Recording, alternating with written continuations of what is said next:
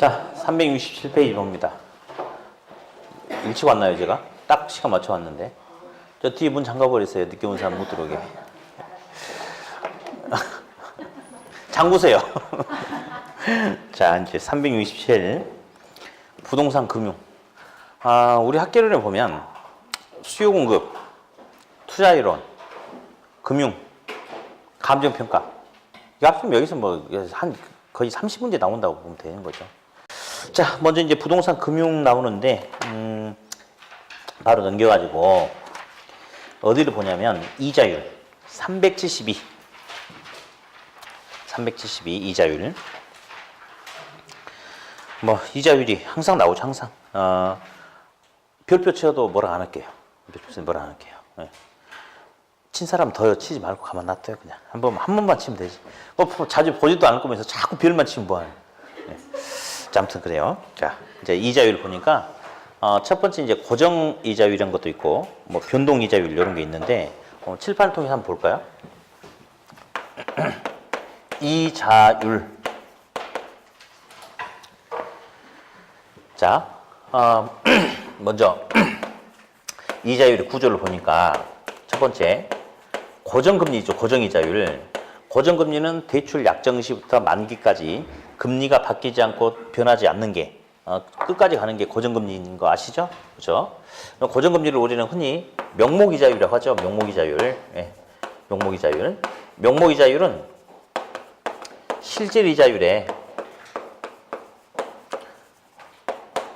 자, 실질 이자율이 뭔지 잠깐 한번 이야기해보자. 문 잠궜는데 어디 갔어요? 잠궜는데? 다음 시간부터 내가 잠고 들어와야겠다. 맞아. 굳이 시킬 게 아니라 내가 올 때 잠궈버리면 되는구나. 자, 볼게요. 우리 예대마진이라는 용어를 들어봤어요. 예대마진. 자, 예금 가입주가 은행에 예금을 하면 당연히 예금에 대한 이자로 뭐 3%를 줘야 된다고 가정합시다. 근데 은행도 마진을 먹어야 되지 않겠어요, 당연히? 그래서 마진 2%를 먹어야 된대. 그럼 이런 조건을 충족시키기 위해서는 대출을 통해서 최소한 몇 퍼센트? 5%의 이자 수익률은 받아내야 되겠죠. 그래서 이게 갖다가 예금 금리, 대출 금리 차이를 은행이 마진을 먹는다 해서 예대 마진이라고 그래요. 그럼 보세요.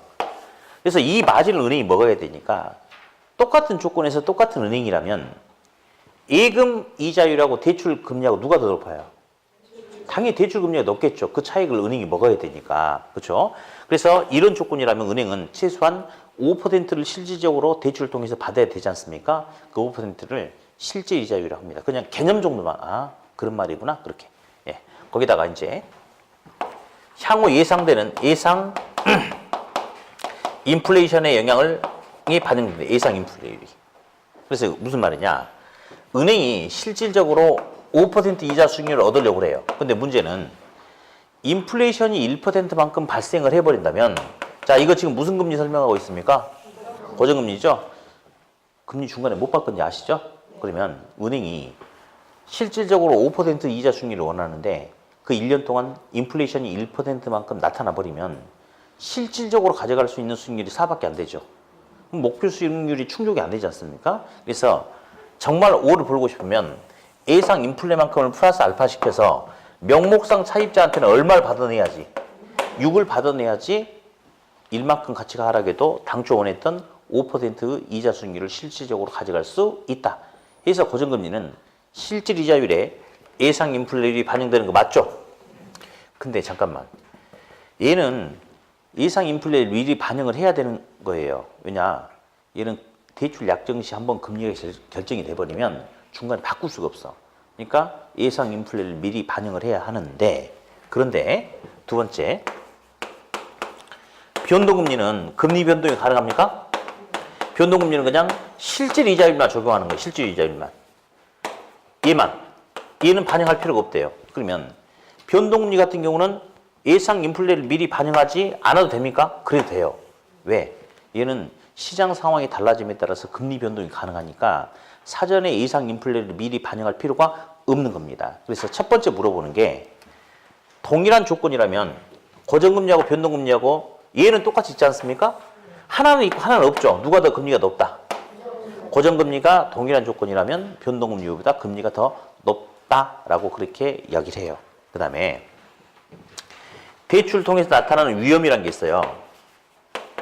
위험이란 게 두 가지가 시험에 나오는데 사실은 우리 어디 고정금리 대출을 전제로 한번 해볼게요. 자, 무슨 금리 대출 전제로? 그러면 차입자와 은행 간에 대출 계약을 하지 않겠습니까? 그러면 이 주택을 은행에 담보로 잡히고 1억을 빌리는데 10년 동안 갚겠다 이런 계약을 할 거예요. 그러면 대출 계약 시 이자율을 계약 이자율 또는 약정 이자율이라고 해. 약정 이자율. 그러면 약정 이자율이 5%다라고 이렇게 가정합시다. 그러면 대출 계약 시부터 만기까지 계속해서 금리는 몇 프로다? 5%다. 근데 시장금리가 있어요. 시장금리가 시장이자율이 약정금리보다 시장이자율이 낮아질 수도 있겠습니까? 그렇죠? 그러면 약정금리보다 시장금리가 더 낮아지면 차입자는 아까운 생각이 좀 들 수도 있겠다. 에이씨, 나는 5%로 갖고 있는데 시장금리 더 싸네. 갈아타기 해버릴까? 이런 생각할 수 있어요, 없어요? 있죠. 그럼 이런 경우에는 조기 상환이 발생할 수도 있겠죠? 그렇죠? 이런 경우를 조기 상환의 위험이다라고 하는데요. 이제 왜 이제 이 위험은 은행 관점에서 이야기하는 건데 뭐 사실은 중요하진 않고 그냥 아주 한 번씩 고정금리 대출에서 약정금리보다 시장금리가 더 낮아지면 얘가 나타날 수도 있어. 요 정도만 건드려주지. 그렇지만 한 번만 하고 다시는 안 할게요. 은행은 예대 마진 방금 해봤죠. 그렇죠. 은행은 계속 이만큼 마진 먹어야 돼요. 근데 대출을 깔았어요. 근데 차입자가 10년 만기로 상환하기로 약속해놓고 돈 빌려갔거든. 근데 2년 만에 차입자가 조기 상환할 수도 있죠. 있죠. 그럼 은행한테 이제 은행은 빌려주고 못 받은 돈을 싹 회수하겠죠. 게다가 벌금도 받아요. 조기 상환 수수료까지. 그러니까 1차적으로 은행은 손해는 없어. 근데 이제 문제는 뭐냐면 조기 상환돼서 돈이 들어왔다 하더라도 이 돈을 예금 가입자한테는 계속해서 뭐가 나가야 돼요? 이자가 나가야 돼. 그러니까 조기 상환된 돈을 가지고 은행 금고에 넣어놓으면 돼, 안 돼? 안 되고 또다시 돈을 필요로 하는 누군가를 찾아가지고 대출을 발생시켜야 된다 이거지. 그러니까 조기 상환 자체가 은행한테는 번거로운 위험이 생긴다라고 그렇게 이야기합니다. 근데 아무튼 우리 시험에는 어쨌든 한 번씩 고정금리 대출에서 약정, 계약 이자율보다 시장금리가 높아지면 낮아지면 뭐가 발생할 수도 있다. 조기 상환이 발생할 수도 있다. 그 정도만. 근데 이제 시험에 주로 건드려주는 게 요거야. 약정 금리는 5%인데 시장 금리가 10%까지 높아져 버린대.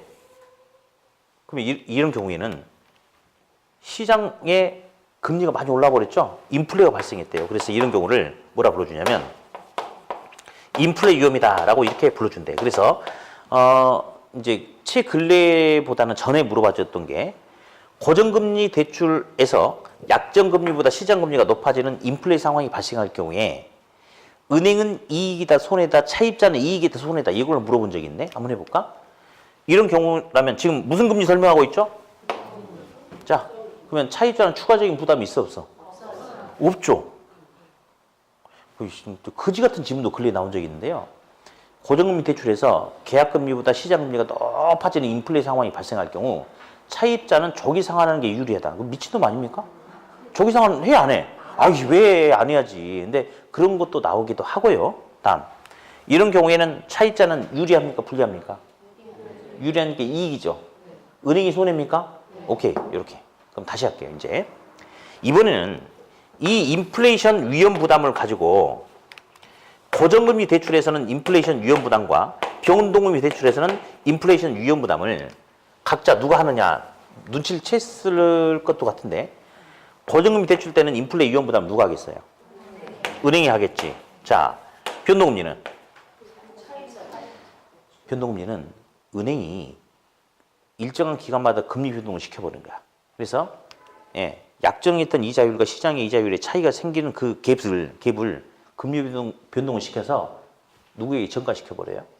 차입자에게 전가를 시키겠죠? 그러니까 변동금리 대출은 인플레이션 위험 부담 누가 한다? 차입자가 부담한다 라고 이렇게 이야기를 해요. 그러면서 시험 이거 엄청 잘 나와요.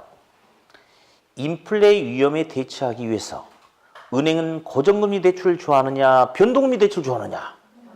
변동금리 대출을 선호한다. 투자 이론에서 나오고 여기서도 나와. 양쪽 다. 맞죠? 은행은 있잖아요. 꽉 막혀 있는 거 싫어해요. 은행은 시장 상황에 어떤 변화가 생겼을 때 탄력적으로 대처하기를 원해. 고정금리 전혀 안 되는 거죠. 위험이 큰 거죠. 그러니까 은행은 무슨 금리 대출을 선호한다? 변동금리 대출을 선호한다 라고 그렇게 알아두시면 되겠어요. 하나 더요. 은행은 변동금리 좋아한다고 그랬어요. 근데 변동금리 조정 주기가 3개월 단위냐 1년 단위냐 이렇게 될 수도 있지 않습니까? 그러면 은행은 변동이자율, 변동금리 조정 주기가 길수록 짧을수록 어떤 경우에 더 많은 위험을 차입자에게 전가시킬 수 있겠어요? 그렇죠. 짧을수록 차입자에게 더 많은 위험을 전가시킬 수 있다. 맨날 뻔짜가 시험에 나와. 아무튼 373페이지 파란색 박스 보입니까? 373페이지요. 네. 고정금리, 변동금리 구조 써놨죠? 네. 다음에 밑에 동그라미 3번도 체크하고요. 동일한 조건이라면 사전에 예상 인플레율이 반영된 고정금리가 예상 인플레율이 반영되지 않은 변동금리보다 이자율이 더 높다. 나와 있죠? 네. 다음 넘기시고 374 동그라미 디귿 있죠? 디귿에서 이렇게 하세요. 바로 기출지문에 연결시켜 놓으세요. 네. 자, 디귿. 고정금리 대출에서 예상보다 더 높은 인플레이션이 발생할 경우 은행의 소득, 부가 차입자에게 재분배되는 현상이 발생하여 차입자는 유리하고 은행은 불리한 상황이 된다. 이 말은 대출 금리가 고정금리일 때 대출 시점의 예상 인플레보다 실제 인플레가 높게 나타난다 하더라도 금융기관, 은행은 차입자에게 전가를 못 시키는 거예요. 그러니까 자기가 실질적인 소득이 감소하는 거죠. 뺏기는 거지. 그리고 그 이익이 차입자에게 이전된다.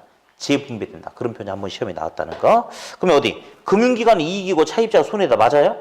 어이, 금융기관, 은행은 오히려 손해고 차입자가 이익이다라고 해야 되겠죠? 네. 다음. 니을은 별표 쳐도 뭐라 안 할게요. 엄청 시험에 많이 나왔던 질문. 은행은 위험에 대처하기 위해서 무슨 금리? 변동금리 대출을 선호한다. 그렇게. 네. 다음 동그라미 2번에 이제 기억 체크 하나 하는데요. 이제 조기상환에 대한 개념 정도 알면 돼요. 개념. 기억 정도만. 어디? 우리 기출지문 첫 번째 거. 시장 이자율이 대출 약정 이자율보다 높아지면 차입자는 기존 대출금을 조기상환하는 것이 유리하다. 그럴 수 있겠죠? 아닌가? 아니면 아니라고 해주세요. 아까 내가 미친놈이 했던 놈이 바로 요 놈이야, 요 놈. 예, 미친놈이죠? 예, 다음 두 번째. 고정금리 대출을 실행한 대출기관은 금리 상승 시 차입자의 조기 상환으로 인한 위험이 커진다. 잠깐만. 똑같은 놈이. 고정금리 대출기관이 있어. 아니, 가만히 있어봐. 가만히 있어봐. 내가 미친놈이라 했는데 그때 오라고 하면 어떡해. 그럼 내가 요구하게 되는 거잖아요, 지금. 예, 다시 할게요. 이번에 고정금리 대출을 깔았어요. 근데 금리가 오른대, 시장 금리가. 그럼 차입자가 조기 상환을 할 이유가 있어요, 없어요? 차입자가 조기 상환을 할 이유도 없고요. 그런 경우에 차입자가 조기 상환하면 은행의 위험은 커지는 게 아니고 줄어요. 그러니까 절대 이게 상황 자체가 우리하고 맞지 않는 상황이야. 그래서 1번 그놈하고 2번 그놈은 똑같은 놈들이라. 둘 다 X죠? 그죠? 3번. 고정금리의 특징. 동그라미 1번에서 두 번째 줄. 은행은 이러한 위험을 회피하기 위해서 무슨 제도? 변동이자율 제도를 택함으로써 차입자에게 위험 전가. 동그라미 2번도 체크해놓고 읽어보시면 되겠고요. 예. 다음 양가로 2번에 변동금리 동그라미 2번 있죠? 체크. 체크 너무 많이 했어. 은행은 결국 동그라미 2번에 뭘 선호한대요? 변동금리를 선호한다. 뭐 맨날 나오는 것들. 다음. 그 밑에 그 파란색 박스 하나 볼게요. 이제 가끔 그게 하나 나와요. 변동금리의 구조, 변동이자율. 예, 어디? 변동이자율 구조를 보면 기준금리의 변동금리는 가상금리를 더해서 결정된다라고 이야기해요. 이제 공부 지금 이번 수능 때 금융 처음 들으신 분들 계시죠 지금? 그분들은 변동금리는 금리가 변해요 안 변해요? 그럼 변해요 그래요. 그럼 변동금리는 기준금리와 가상금리를 더해서 결정하는데 어떤 금리가 변하나요? 그러면 가상금리가 변한다라고 그렇게 할 거예요, 아마. 근데 그렇지 않아요. 기준금리가 변하니까 금리가 변하는 거예요. 이거 시험에 나오는데요. 별로 의미가 없어요. 가상금리는 똑같은 조건에 똑같은 돈을 빌리러 오는데 요 차입자는 과거에 연체를 몇 번 했어. 예. 신용 등급도 낮고 지금 현재 직장도 별 볼 일 없고 소득 수준도 별 볼 일 없어. 그럼 은행인 내 입장에서 위험이 굉장히 크죠. 그러니까 예. 뭐 가상금리를 1.5를 반영한다. 예를 들어서 한다. 근데 요 소비자 같은 경우는 우리 은행과 벌써 거래를 한 십몇 년 했는데 단 한 번도 연체를 하지 않았네. 지금 대기업 다니는데 소득 수준도 거의 한 1억 정도 돼요. 그럼 은행 입장에 봤을 때 우수고객 아니에요. 최우수고객. 이런 사람들은 위험이 적으니까 가상금리를 예를 들어서 1.1을 반영한다. 이런 식이 바로 가상금리예요. 사람 차별하는 거. 차별하는 거. 됐고 뭐가 바뀌어야지 금리가 바뀌냐면요. 기준이 바뀌어야지 바뀌는 거죠. 기준금리가 변해야지 금리가 변하는 겁니다. 무슨 금리가 변해야지? 기준금리가 변해야지. 자, 그래서 맨 밑에 동그라미 1번 체크 좀 해놓으세요. 기준금리는 변동이자율의 지표가 되는 금리이므로 기준금리의 변화에 의해서 이자율이 변동한다. 체크해 놓으시고 그 다음에 오른쪽 페이지 377번이 이제 한 두 번, 세 번 나왔구나. 자, 동그라미 4번에 CD와 코픽스라는 게 있어요. 자, 통상 우리 은행 가보면 3개월 단위 변동금리라고 그렇게 대부분 다 그거거든요. 그게 바로 CD 금리를 기준하는 거예요. 기준금리에는 CD 금리와 코픽스 금리가 있는데 우리 3개월 단위로 금리 변동시키는 게 뭐냐면 CD 금리예요. CD 금리. 다음, 은행연합회에서 만든 자본 조달 비용 지수라는 코픽스 금리가 몇 년 전에 나왔어요. 얼마 전에, 몇 년 전에. 그 코픽스 금리는 금리 변동 주기가 6 내지 12개월 단위예요. 그러면 은행 입장에서는 이자율 조정기가 짧을수록 유리하죠. 어떤 게 더 유리할 것 같아요? CD죠. 근데 차입자 같은 경우는 CD 금리는 시장 상황에 따라서 너무 들쭉날쭉할 수 있는데 코픽스 금리는 6 내지 12개월 단위의 평균 금리를 적용하는 거거든요. 이거 금리 변동이 확 달라지고 그러진 않겠죠. 그렇죠? 그래가지고 은행은 짧은 거 좋아하고 차입자는 CD가 더 안정적일 수 있다. 거기다 책에다 체크해놨으니까 좀 보시고 반가로 3번 변동이자율의 특징 동그라미 1번, 2번 다 체크해놓으세요. 1번, 2번 그 정도. 다음 378 고정금리하고 변동금리 또 비교시켜놨어요. 아까 다 나왔던 내용들을 표가 있으니까 그 표도 별표 쳐놓고 한 번 더 보시고요. 자, 방금 우리 이자율 해봤어요. 근데 이자율은 여기서 걸리든 저기 걸리든 무조건 시험에 나오는 거거든요. 그러니까 또 그리고 방금 제가 강의했던 걸 벗어나냐 그렇지도 않아요. 그러니까 여기 있는 내용들만 잘 보시면 되겠다. 자, 379 한 번도 안 빠지고 열심히 나오는 놈. 저당의 상환 방법 및 대출 심사 기준이 있는데 일단 저당의 상환 방법이란 걸 볼 거예요. 돈을 빌리면 갚아야 돼요. 빌린 돈을 갚아야 되는데 어떤 방법으로 갚아 나갈 것인가 그거에 대해서 지금 이야기를 하고 있어요. 그럼 일단 이런 전제 조건 깔게요. 은행으로부터 1억 빌리겠다. 대출 기간은 10년이다. 연 대출 이자율이 10%다. 그리고 우리 돈을 빌려서 갚으면 빌린 돈에 대해서 매 월 단위로 은행에 원리금 갚지 않습니까? 그렇죠? 맞아요. 근데 이제 1년에 한 번씩 갚는다고 가정하자. 예. 연 몇 회 상환한다? 1회 상환한다. 라는 전제 조건 하에 무슨 금리 대출이냐? 고정금리 대출 가지고 보자. 고정금리는 명목이자율, 실질이자율. 고정금리는 명목이자율 적용한다고 그랬죠? 아까 이야기했잖아요. 자, 그러면 이제 책에 있는 그림 그릴 거예요. 그냥 그대로 보시면 됩니다. 자, 그럼 첫 번째 이제 빌린 돈에 대해서 갚아나가는 원리금이 시간이 흘러감에 따라서 어떤 변화가 있는지 한번 살펴보겠다. 자, 보겠습니다. 대출 계약 시점이에요. 시간이 흘러가서 대출 만기가 된답니다. 그러면 원리금 어떻게 달라지고 또 두 번째 원리금은 원금 플러스 이자가 원리금 아니겠어요? 그죠? 그럼 여기서 이자는 뭐 백날 갚아도 부채에 영향을 못 주는 거니까 원금의 일부를 갚아나감에 따라서 부채 잔금의 변화가 생길 수도 있죠. 그렇죠? 그래서 부채 잔금의 변화도 한번 살펴볼 거예요. 봅니다. 첫 번째, 대출 초기에는 원리금이 크고 이후 점점 체감하는 줄어드는 방식을 원금 균등 분할 상환 또는 점점 작아진다 해서 체감식 상환 방식이다라고 불러줍니다. 무슨 상환 방식? 체감식 상환 방식. 자, 맨 밑에 있는 표를 봅니다. 표.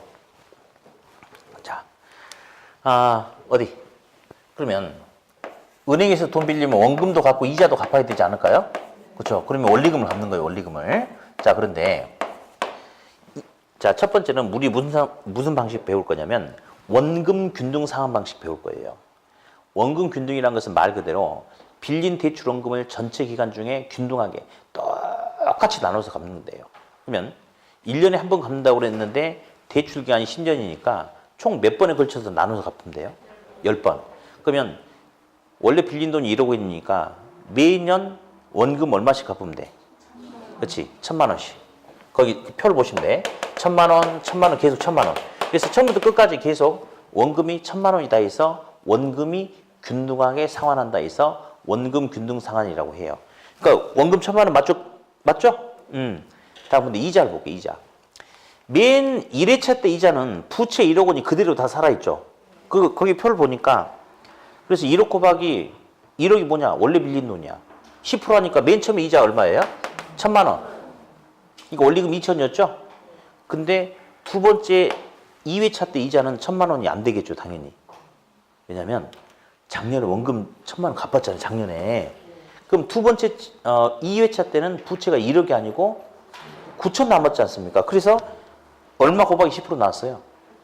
9천만 원 곱하기 10%한 거예요, 그때. 그러니까 이자 900이죠? 원리금 1,900이네. 3년차 때는 똑같은 이유 때문에 부채가 또 줄죠. 부채가 이제 1년차, 2년차 때 1,000만 원씩 원금 갚았으니까 부채 8천 남았어. 8천에 10% 이자 800, 1,800. 그래서 보니 처음부터 끝까지 원금은 똑같이 은행이 지불한다 해서 원금 균등 분할 상환 방식이라고 이야기해요. 맞죠? 근데 왜 체감식이라는 용어가 나왔냐면 은행에다가 원금만 갚는 게 아니고 이자도 같이 갚지 않냐. 그러면 원리금의 변화는 원금 똑같지만 이자가 점점 줄어드니까 초기 원리금 크고 이후 원리금 점점 줄어들죠. 체감하죠. 그래서 체감식 상환 방식이다라고 그렇게 이야기했다는 거. 그래서 보니 초기에 원리금 크고 이후 체감하는 거 맞죠? 우리 이렇게 볼래요? 최초에 빌린 돈이 1억 원이라고 가져갈게요. 최초에 빌린 돈이 1억 원이라고 가져갈게요. 이게 최초 빌린 돈. 그러면 이 원금 균등 분할 상환은 구조를 보니 1년 지나면 최초 부채가 1억에서 1년 지나면 9천, 8천, 7천, 6천, 5천 원금을 균등하게 상환하다 보니 이자도 잔금도 균등하게 줄어들까요? 맞죠? 그래서 부채 잔금이 일정하게 줄어드는 이런 모습을 보여준다라고 그렇게 이야기해요. 우리 책 옆에다가요. 직접 손 한번 써볼까? 2분의 1이라고 한번 써볼래요? 2분의 1이라고? 2분의 1이라고 한번 써보세요. 그냥 써봐. 제목 옆에다. 원금 균등 분할 상환 방식. 밑에 써놓긴 써놨는데요. 무슨 말이냐면 원금을 똑같이 나눠서 갚다 보니까 부채도 일정하게 줄어들다 보니까 전체 대출 기간에 2분의 1 절반이 되면 부채 잔금도 정확하게 2분의 1 절반이 남겠죠. 왜 그래? 왜? 원금을 똑같이 나눠서 갚으니까. 그렇죠? 그래서 그냥 한번 2분의 1 써봤고요. 한 장 넘기세요. 넘기시고 일단 설명 전부 다 하고 나서 특징 볼 거예요. 381페이지 기출문제가 있어요. 기출문제가 있는데 그건 좀 나중에 해야 될 거고 우리 380페이지 있는 기출문제도 한번 해봅시다. 한번 해보게. 어떤 사람이 주택을 구입하기 위해서 은행으로부터 2,400만 원을 연 이자율 5%, 10년간 매월 상환 조건으로 대출을 받았다. 원금 균등 분할 상환 조건일 경우에 첫 해에 상환해야 될 원금과 이자 합계는 얼마? 잠깐만.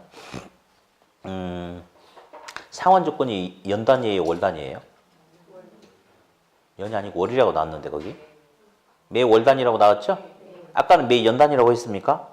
그러면 연과 월이 바뀌었네. 그러면 딱 뭐만 더 해주면 될 것 같은데 12달. 그럼 어떻게 해봅시다. 우리 먼저 원금 계산해 볼까? 원금은 원래 빌린 돈이 2,400만 원이잖아요. 근데 대출 기간이 10년입니까?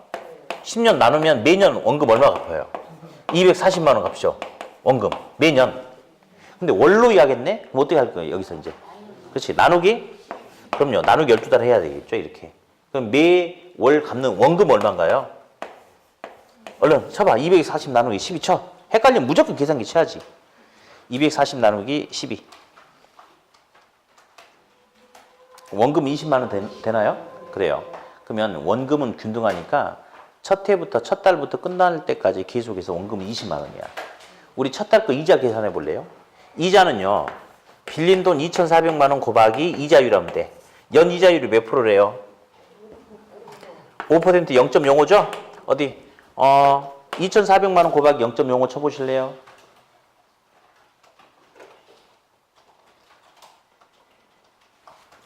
(120만 원) 됩니까? 여기서 끝내면 안 되는 거 아시죠? 이거 1년 이자니까 월난율에 있으니까 나누기 12달. 그럼 얼마? 10만 원. 그래서 첫 달 원금 20만 원, 이자 10만 원을 해서 은행에 지불해야 되는 돈은 30만 원이다. 요렇게. 그렇게 하시고요. 이제 다음에는 응용되는 문제를 좀 풀어봐야 돼요. 다음에는. 근데 살짝 책 379페이지 다시 표를 볼게요. 이제 뭐 하나 어떤 테크닉을 나중에 써먹어야 되니까 살짝 논리만 잠깐 짚고 넘어갈게요. 379페이지 표를 보니까요. 원금을 똑같이 갚는가요? 그잖아. 그러니까 원금 균등 상환이지. 이자가 점점 줄어드네? 이자 왜 주니? 원금 상환한 만큼 이자가 줄겠지 뭐. 근데 이자가 맨 처음에 1,000만 원, 그 다음에는 900만 원, 800만 원, 700만 원. 아, 이자가 줄긴 주는데 규칙성이 있네? 얼마씩 줄고 있어요? 일정하게 이자가 감소합니까? 왜 이자가 일정하게 감소하는지 아세요? 부채 크기가 일정하게 줄어드니까 이자도 일정하게 줄어드는 겁니다. 그러면 잠깐만. 오늘 뭐 정리하지 말고. 예. 이자가 지금 얼마씩 줄고 있어요? 그거 보니까 표? 100만 원씩? 원금 얼마씩 갖고 있대 지금? 월급? 그러면 매년 갚는 원금 1,000만 원에 대한 연이자 곱해봐. 그럼 얼마예요? 1,000만 원 곱하기 10%니까? 100만 원이구나. 나중에 이제 이렇게 해서 막 복잡한 문제를 해결할 거예요. 그러니까 원금 균등은 원금을 똑같이 갚는 만큼 이자도 똑같이 주는데 매 기간 은행에 지불하는 원금에 대한 한 달 또는 1년 이자만큼 이자가 줄어드는구나. 그럼 되겠다. 나중에 그런 식으로 써먹을 겁니다. 됐고. 자, 이제 381 봅니다. 381. 이제 두 번째는 뭘 볼 거냐면요. 원리금 균등분할 상환 방식이라는 게 있어요. 그래서 처음부터 끝까지 은행에 지불하는 원리금이 똑같아요. 그래서 원리금 균등분할 상환 방식이라는 게 있어요. 원리금 균등분할 상환 방식. 그러면 얘는 말 그대로 뭐가 똑같대요? 원리금이 은행에 똑같대. 자, 우리 표를 봅니다. 자, 이 상태에서 연 저당 상수가 0.1627이라고 하자. 그러면 어디? 그 표를 보니까요. 여기 볼게요. 원리금 계산 어떻게 하냐면요. 원리금은 원래 빌린 돈 1억 곱하기 저당 상수라면 원리금이 돼요. 어디 저당 상수 얼마라고 하자고 그랬어요? 0.1627 하자고 그랬죠? 그러면 1억 곱하기 0.1627 하면 얼마가 될까요? 1,627만 원이 될까요? 자, 이 1,627만 원의 이름이 뭐예요? 원리금이에요. 원리금. 근데 이 방식은 자, 볼게요. 대출 계약 시부터 만기까지 계속해서 은행에 1,627만 원 변함없이 1,627만 원씩 원리금을 갚는답니다. 그래서 말 그대로 원리금이 균등하다 해서 원리금 균등 분할 상환 방식이다라고 그렇게 이야기를 해요. 네. 그러면 이것도 좀 볼게요. 1,627만 원씩 계속 갚으니까 원리금이 똑같다 해서 원리금 균등 분할 상환 방식은 맞긴 맞는데 이자 한번 빼볼까? 이자는 빌린 돈에다 뭐 곱하면 돼요? 이자율. 이자율 몇 퍼센트인가요? 10% 0.1이죠? 그럼 이자 얼마예요? 1000만 원이 되겠죠. 그러면 원리금의 이자를 빼니까 627만 원의 1이 뭐죠? 원금. 627이 뭐다? 원금. 그러면 있잖아요. 대출 초기에는 1627만 원 중에서 무려 1000만 원이 뭐고? 이자고. 원금으로 상환된 돈은 상대적으로 적죠. 근데 있잖아요. 원리금 똑같지만 이 원리금 중에서 시간이 흘러가면 흘러갈수록 이자가 차지한 비중은 점점 커질까요? 작아질까요? 좀 작아지죠. 왜냐면요. 원금을 조금이나마 상환하고 있잖아요.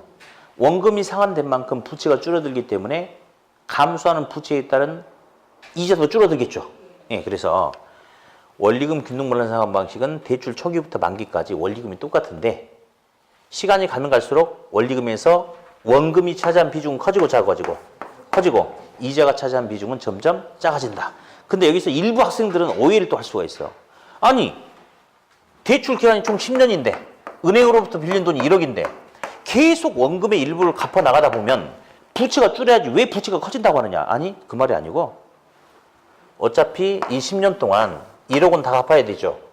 근데 구조상 대출 초기에는 이자 지불 부담이 크다 보니까 이자를 내다 보니 원금은 상환을 많이 못했어. 근데 뒤로 가면 갈수록 이자 지불 부담이 적어져가지고 원금 상환을 뒤쪽으로 가면서 많이 한다. 이 말이거든요.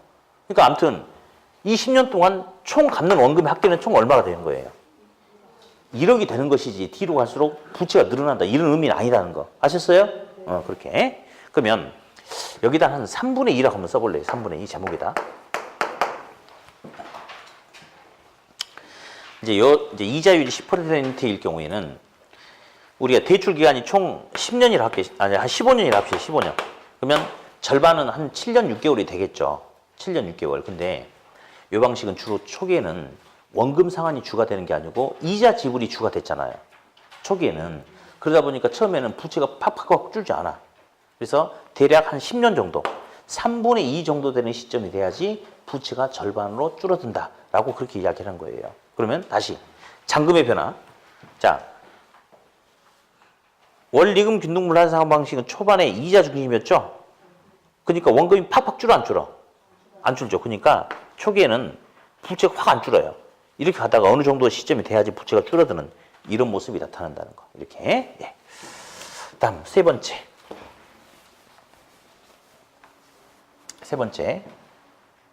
체증식 상환 방식이라는 게 있어요. 근데 사실은 시험에는 이제 제가 지금 뭐 하나 할 건데 그거보다는 요 두 놈 가지고 직접 비교시키는 게 시험에 제법 잘 나오거든요. 그래서 이거 먼저 좀 하고 갈게요. 그러면 어디 책을 좀 먼저 좀 볼게요. 저기 379페이지 보니까 맨 위에 특징이 나와. 특징이. 이 특징이 누구 특징이냐? 거기 써놔요. 원금 균등 분할 상환 방식. 이 특징. 380페이지 반가로 2번에 내 말 잘못했나 보다. 380 반가로 2번의 특징. 누구의 특징? 원금 균등. 한번 읽어볼게요. 자, 원금 균등은 원금은 균등하게 상환되지만 이자 크기는 매년 감소함에 따라서 원리금은 초기에 크고 이후 체감하는 변화를 보인다. 어때요? 이거 OX 문제 아니니까 네 맞아요 그랬으면 참 좋겠어요. 그냥 그런 생각이 드네. 갑자기 눈물이 또 날라고 그래. 오늘 내가 몇 시에 일어나? 새벽 4시 반에 좀 더 일찍 일어났구나. 뭐 일 때문에 새벽밥 먹고 여기까지 와가지고 대답도 뭐 안 해주고 너무한 거 아닌가 생각이 드네. 1번 맞는 소리죠? 네. 그래. 2번. 대출 초기 소득 대비 부채 상환 비율 DTI라는 것은 DTI가 좀 이따 뒤에 나와요. DTI는 소득을 기준으로 은행이 갚아 나가야 될 원리금의 크기예요. 그래서 이 방식은 똑같은 한 사람이 똑같은 조건에서 똑같은 돈을 빌리는데 이렇게 갚느냐 저렇게 갚느냐 그거 물어봐요. 그러면 DTI 비율이 높다는 것은 가장 은행이 지불하는 원리금 지불 부담이 크다 이 말이에요. 네. 그러니까 대출 초기에 소득 대비 부채 상환 비율 DTI가 가장 높아서 이 말은 원리금을 가장 많이 갚는다는 것은 원금 상환이 다른 방식에 비해서 가장 빨리 이루어진다 이 말이거든요. 그러면 대출 계약 이후 일정한 시간이 지난 시점에서는 다른 방식보다 부채 잔금이 가장 적게 남는 방식이겠죠? 그렇죠. 뭐 3번은 이제 뭐 참고로 그냥 현재 갚을 능력이 가장 높은 중년 세대 계층에 유리할 수 있다 뭐 이런 거고. 4번 다른 상환 방식에 비해서 은행은 대출 초기부터 원금 회수 비중이 높아지므로 은행의 채무 불행의 위험이 가장 작다. 어때요? 네. 은행 입장에서는 빌려준 돈을 초반에 빨리빨리 회수할 수 있잖아요. 그러니까 위험이 가장 작다라고 할 수 있겠죠? 네, 그래요. 다음 381페이지 맨 밑에 반가로 2번에 원리금 균등분할 상환 방식의 특징. 뭐 동그라미 2번 정도만 체크하면 돼요. 뭐 특별한 건 없어요. 넘기세요. 그리고 이제 참고로 우리 실제로는요. 돈을 빌려서 갚을 때 이 노란색 원금 균등보다는 원리금 균등으로 갚는 게 일반적이거든요. 근데 우린 시험 공부하는 거죠. 시험에서는 원리금 균등은 표현할 수 있는 표현이 그렇게 많지 않아요. 원금 균등은 표현할 수 있는 게 다양해요. 그래서 시험에는 얘가 더 중요합니다. 실제로는 이걸 많이 이용하지만 얘가 더 중요합니다. 실제로는. 이용은 이걸 많이 하지만 시험에 이게 더 중요하다는 거. 다음 반가로 3번은 지금 누구 비교시켰어요? 원금 균등, 원리금 균등 비교시켰죠? 어디? 동그라미 1번. 1회차 원리금 누가 더 크냐? 누가 더 커? 원금 균등이 더 크지. 응. 근데 1회차 이자는 둘이 어떻대요? 똑같아요? 아니. 1번은 아니. 그러니까 동그라미 2번 하고 있어요. 원리금은 원금 균등이 더 큰데 동그라미 2번. 1회차 때 이자는 둘이 똑같아요. 잠깐만요. 표 379를 보니 1회차 이자가 1,000만 원 나왔어요? 뭐 곱하기 뭐 하니까 1,000만 원 나왔대? 1억 곱하기 10% 하니까 1,000만 원이죠? 자자자. 1회차 때는 원래 빌린 부채 1억 원이 고스란히 다 살아있는 상태거든. 그러니까 1억 곱하기 10% 하니까 1,000만 원이야. 근데 381페이지 보니 원리금 균등분할 상환 방식도 1회차 때 이자가 1,000만 원 나왔습니까? 왜냐? 1회차 때 이자는 원래 빌린 돈이 그대로 살아있거든. 부채 곱하기 10% 하니까 둘 다 이자는 똑같은 거예요. 이자는 똑같은 거예요? 둘이 똑같아요. 다음 동그라미 3, 자 다시 382 동그라미 3번 원리금 균등분할 상환 방식이 원금 균등분할 상환 방식에 비해서 대출 초기에 원리금에서 이자가 차지하는 비중이 더 크다. 맞죠? 동그라미 4번, 5번 묶어놓고 우리 시험에서 이렇게 물어봐요. 여기 잠깐만요. 동그라미 저기 4번 두 번째 줄에 차입자에게 유리하다 이런 말이 있어요. 5번은 두 번째 줄에 은행의 채무 불행의 위험이 가장 낮다 이런 말이 나왔죠. 우리 시험에서 차입자 관점에서 유리하다는 것은 이게 모범 정답이야. 다른 생각 절대 하면 안 되고. 차입자가 왜 돈 빌리냐? 돈이 없으니까 빌린다. 돈 빌리자마자 첫 달부터 막 한 150만 원씩 갚으라고 하면 너무 부담스럽다 이거지.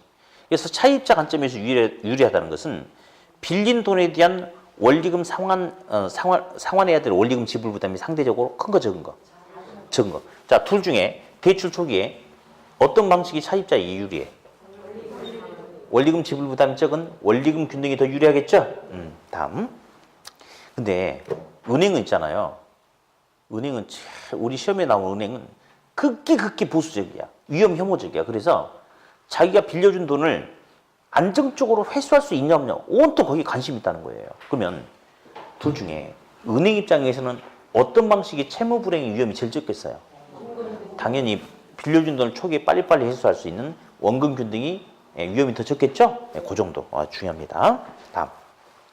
자, 오른쪽에 383페이지에 점증식, 체증식 상환 방식 해볼게요. 얘는 처음에는 은행이 지불하는 돈이 적고 가면 갈수록 점점 커진대요. 그래서 점점 증가한다 해서 점증식 또는 체증식, 점증식 상환 방식이다 라고 그렇게 이야기를 한답니다. 이렇게. 자, 그래서 이제 이 세 가지가 있는데 요거에 대한 세부 특징은 그렇게 크게 요구되지는 않지만 몇 가지 그래도 우리가 쭉 한번 읽어볼게요. 특징. 동그라미 1번. 대출 초기에 지불되는 원리금이 가장 작기 때문에 사회초년생, 신혼부부, 그리고 지금 돈이 없지만 미래 소득 증가가 예상되는 뭐 그런 차입자에게 유리할 수 있겠죠? 그렇죠? 넘기세요. 동그라미 2번. 근데 이거 문제가 있네. 지금은 싼데 갚는 금액이 작은데 나중에는 갚는 금액이 엄청 커져 버리죠. 그렇죠? 그러면 이제 동그라미 이유 보니까 소득 증가율이 상환 금액의 증가율에 미치지 못할 경우에는 주택 보유 예정 기간이 긴 차입자는 것은 소득이 빨리빨리 증가하지 않아서 주택을 장만하는 데 시간이 많이 걸리는, 즉 소득이 빨리 늘어나지 않는 차입자는 나중에 채무 불이행의 문제가 발생할 수도 있겠습니까? 그럴 수 있겠죠. 네. 다음 동그라미 3번에 초기 지불하는 원리금이 너무 낮아가지고 대출금에 대한 이자에도 못 미치기 때문에 자 밑줄 부의 상환이 발생할 수 있다. 무슨 상환이? 부의 상환. 예, 부의 상환이라는 것은 이거예요. 자, 이거 볼게요. 은행에서 1억 빌렸거든요. 그러면 정상적인 이자만 해도 한 달에 한 40만 원 된다고 가정할게요. 근데 최정식 상환 방식은 대출 초기에 은행이 지불하는 돈이 너무 적어.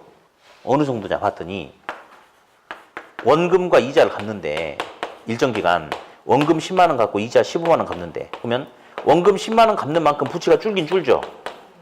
맞죠? 그렇죠? 근데 문제는 정상적인 이자만 해도 한 달에 한 40만 원 되는데 한 달에 이자를 15만 원밖에 못 내고 있어요.